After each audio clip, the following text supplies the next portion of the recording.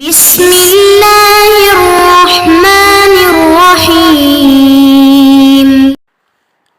أعوذ بالله من الشيطان الرجيم. بسم الله الرحمن الرحيم. تبارك الذي نزل الفرقان على عبده ليكون للعالمين نذيرا. عزیز طلبہ اکرام، سبق نمبر 211 سورۃ فرقان 18واں سپارہ ہے قد افلح المؤمنون۔ سورہ فرقان سورہ یاسین کے بعد نازل ہے اور یہ مکی صورت ہے۔ صورت کے اندر توحید، رسالت اور صداقت قرآن اور آخرت کا مسئلہ بیان ہے تفصیل کے ساتھ، خاص کر مسئلہ برکات دینے والا، برکات دہندہ صرف اللہ تبارک و تعالی کی ذات ہے، یعنی رد ہے شرک فی البرکات کے اوپر۔ سورۃ فرقان کا سورہ نور کے ساتھ ربط سورہ کہف سے مسئلہ چل رہا تھا کہ برکت دینے والا یعنی رحمانیت کی تفصیل تھی، تو اس میں دو اہم مسئلے تھے۔ پہلا مسئلہ کہ اللہ کا کوئی نائب نہیں ہے، ولد نہیں ہے، تو سورہ کہف سے لے کر یہاں تک ولد کی نفی تھی کہ اللہ کا کوئی نائب نہیں ہے، نہ فرشتے ہے، نہ انسان ہے، نہ جن ہے، نہ ولی، نہ کوئی اور۔ اب مسئلہ یہ ہے کہ جب نائب نہیں ہے تو برکت دینے والا کوئی بھی نہیں ہے، برکات کا اور خیر اور نفع نقصان کا مالک اللہ نے کسی کو نہیں بنایا۔ لم يتخذ ولدا ولم يكن له شريك في الملك وخلق كل شيء فقدره تقديرا۔ اللہ کا کوئی بھی ولد نہیں، اللہ کا کوئی بھی ساجی اور شریک نہیں بادشاہت میں، بلکہ ہر چیز کا خالق اللہ ہے اور ہر چیز کو اللہ نے ایک خاص اندازے پر پیدا کیا ہے۔ یہاں سے ابھی مسئلہ رحمان شروع ہے کہ رحمت یعنی بمعنی برکت کے ہے، اور الرحمن فاسأل بی خبیرہ، اسی صورت کے اندر ذکر ہے کہ رحمت اور برکت دینے والی ذات اللہ تبارک و تعالی کی ہے۔ دوسرا ربط یہ ہے کہ سورہ نور کے اندر مومنین کو یہ بتایا گیا تھا کہ منافقین کی صفات سے بچو، جو کہ مشرکین اور منافقین کی صفات ہے۔ سورہ حج میں مشرکین کی صفات اور اب سورہ مومنون میں منافقین کی صفات سے بچو، اور سورہ نور کے اندر یعنی منافقین کی صفات سے۔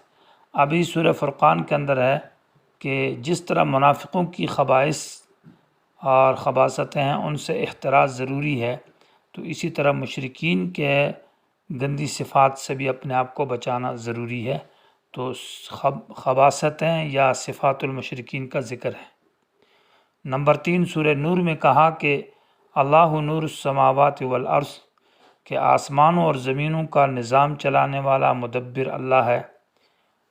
تو نور اللہ ہے آسمان اور زمین کا۔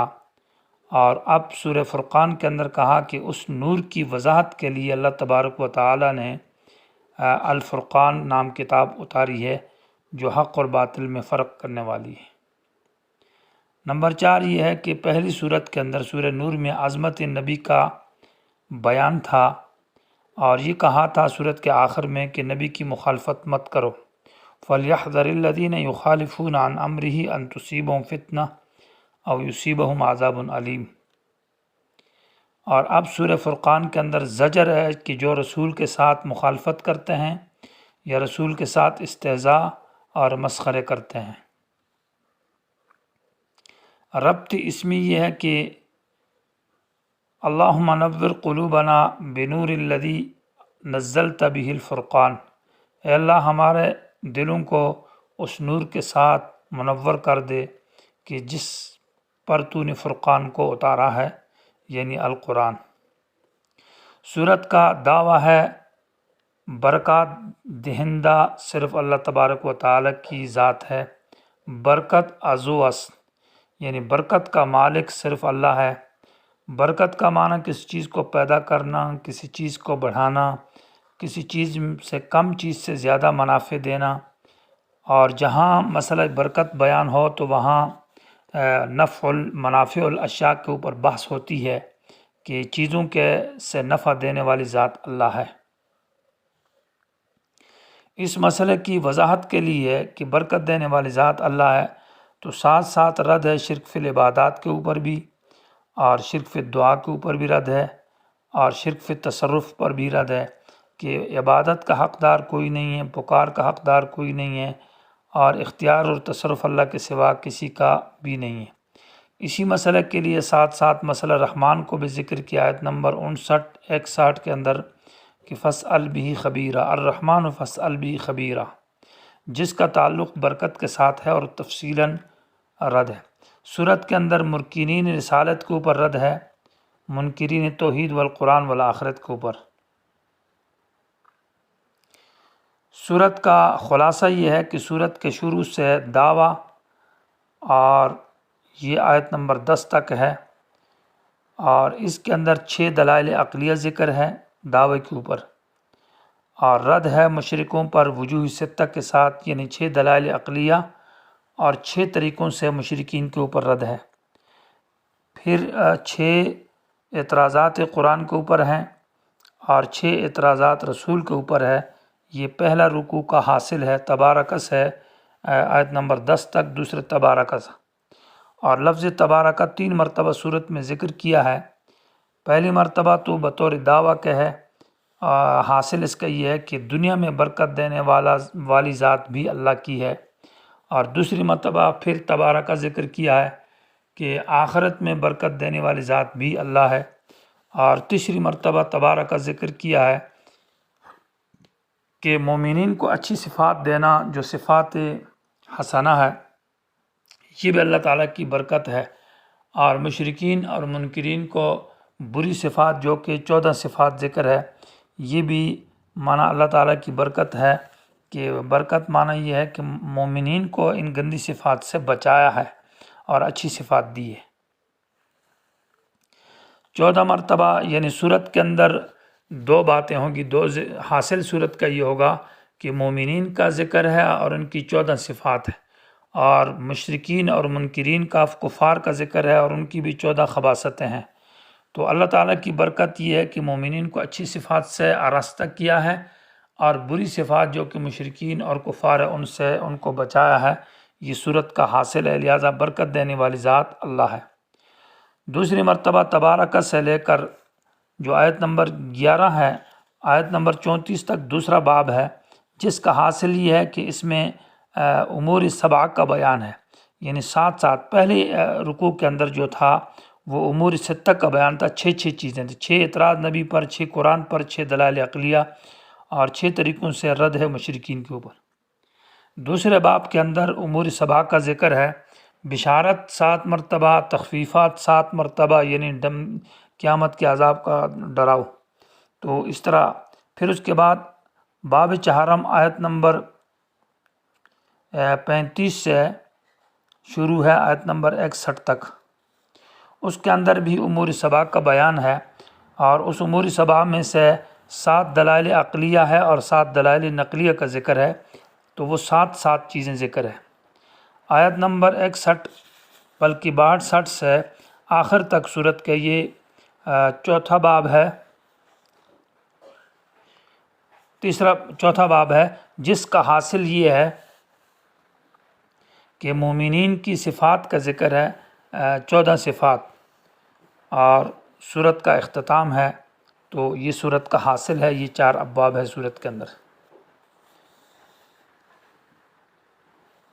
تبارک الذی نزل الفرقان علی عبدہ لیکون للعالمین نذیرا، برکت دینے والی ہے وہ ذات جس نے فرقان کو اتارا اپنے خاص بندے پر، اور تاکہ ہو جائے یہ خاص بندہ ڈرانے والا انسان اور جنات کو، العالمین معنی انس اور جن کو۔ تبارکہ یہ لفظ فعل متعدی بھی استعمال ہوا ہے، فعل لازمی بھی ہے۔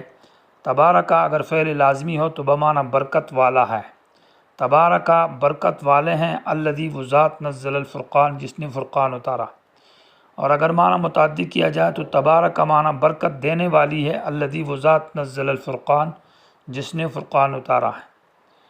اسماعی ایک بہت بڑے لغت کے امام ہے، وہ کہتے ہیں کہ 3 الفاظ کی تحقیق میں بڑا پریشان تھا، لفظ تبارکہ اور لفظ متا اور رقیب۔ تو ایک جنگل میں گیا اور ایک دیہاتی لوگوں سے ملاقات ہوئی، تو ایک عورت کو دیکھا کہ اس کے گھر میں، وہ گھر سے باہر تھی اور کتا آیا اور جس کپڑے سے اور صافی سے برتن دھوئے جاتے اس کو لے کر چلے گیا۔ بچہ پیچھے دوڑا، کتا پہاڑ پر چڑھ گیا۔ تو ماں جیسے واپس آئی تو بچے نے کہا کہ اماں جی جاء الرقیب و اخذ المتا و تبارک الجبل۔ رقیب معنی کتا آیا، جس کا اصحاب کہف کے ذکر میں صورت کے اندر بھی ذکر ہے، اور وہ اخذ المتا اس نے صافی لے لیا، یعنی برتن اور کپڑے دھونے کا جو کپڑا ہوتا ہے، شوڑا جس کو کہتے ہیں، و تبارک الجبل اور پہاڑ پر چڑھ گیا۔ تو تبارک بمعنی بلندی کے بھی ہے، تبارک الذی علی شان اور بلند ذات ہے، الذی نزل الفرقان جس نے فرقان کو اتارا۔ فرقان یعنی جو حق اور باطل میں فرق کرنے والی کتاب ہے، اور وہ یہ قرآن کریم ہے۔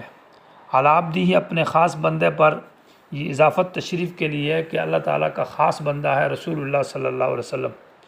لیکون للعالمین نذیرا، یہ لیکون کی ضمیر عبد کی طرف ہے یا فرقان کی طرف ہے، تاکہ یہ کتاب ہو جائے انسان اور جنات کے لیے نذیراً ڈرانے والی، یا یہ عبد ہو جائے انسان اور جنات کے لیے۔ عالمین تو کل کائنات کو کہا جاتا ہے ما سوی اللہ کو، لیکن یہاں پر چونکہ نذیر کا مسئلہ ہے کہ پیغمبر ڈرانے والا ہے، تو پیغمبر یا قرآن جو ڈرانے والا ہے وہ صرف انسان اور جنات کے لیے ہے۔ آپ علیہ الصلاۃ والسلام سے قبل جو انبیاء آئے ہیں وہ تو ایک خاص قوم کے لیے آئے تھے، لیکن آپ کی نبوت عام ہے اور تام ہے، سب کے لیے، انسان اور جنات سب کے لیے، اور آخری نبوت ہے۔ اسی آیت کے اندر گویا کہ تینوں مسئلوں کو ذکر کیا، مسئلہ توحید تبارک الذی نزل الفرقان، اور مسئلہ رسالت کے لیے یکون للعالمین نذیرا، اور ساتھ ساتھ مسئلہ قیامت بھی ذکر ہے، نذیرن کے اندر اشارہ ہے کہ قیامت کے عذاب سے ڈرانے والا ہے۔